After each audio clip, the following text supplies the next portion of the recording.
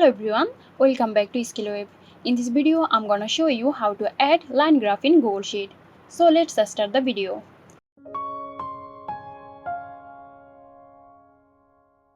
First, open your Google Sheet containing the data you want to use for your line graph.